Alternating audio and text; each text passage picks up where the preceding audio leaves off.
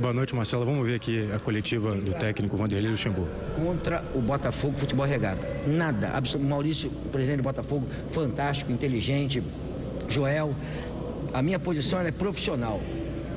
Somente profissional. Quem dá declaração no Rio de Janeiro sobre Copa do Mundo chama-se Ricardo Teixeira, que é o presidente da CBF, o governador Sérgio Cabral, o Eduardo Paes.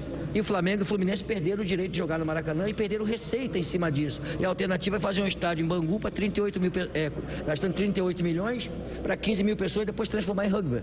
Quer dizer, então eu acho que eu sou homem de futebol.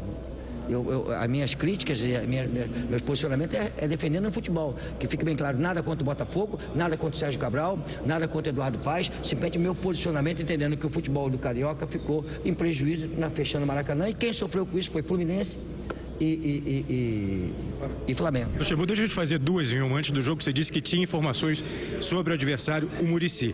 Informações, né, Luxemburgo, são sempre teoria. Na prática, o time te surpreendeu?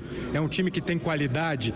A segunda, o Ronaldinho, num certo momento, jogou um pouco mais avançado, até um pouco centralizado e fez um gol de cabeça. Esse é o espírito do Ronaldinho?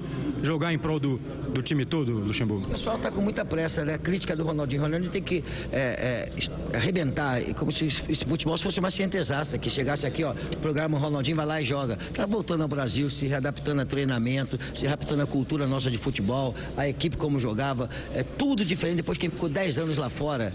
Então eu tenho certeza, posso usar o Ronaldinho como atacante, posso usar o Ronaldinho como meia, posso fazer 3 jogadores liberados, como eu coloquei no segundo tempo, Thiago, Negueba e o Ronaldinho. Eu tenho o Diego Maurício voltando agora, eu tenho o David que pode fazer 2 atacantes, tenho o Vanderlei que pode, então eu tenho diversas opções. E não me surpreendeu, porque nós sabíamos que eles iam jogar fechadinhos, é um time certinho, joga junto há 4 anos, time de boa técnica, joga com um atacante só e sai em velocidade em contragolpes, se aproximando e mudando de direção. Foi o que eles fizeram. E nós sabíamos disso. E eu fiz uma experiência para o jogo de hoje, visando o jogo de domingo. Só que fica bem claro com respeito ao Muricy. O Muricy não é Botafogo. O Botafogo tem o Herrera, tem o Louco Abreu, tem jogadores que chegam, tem definição de atacante, muda toda a história.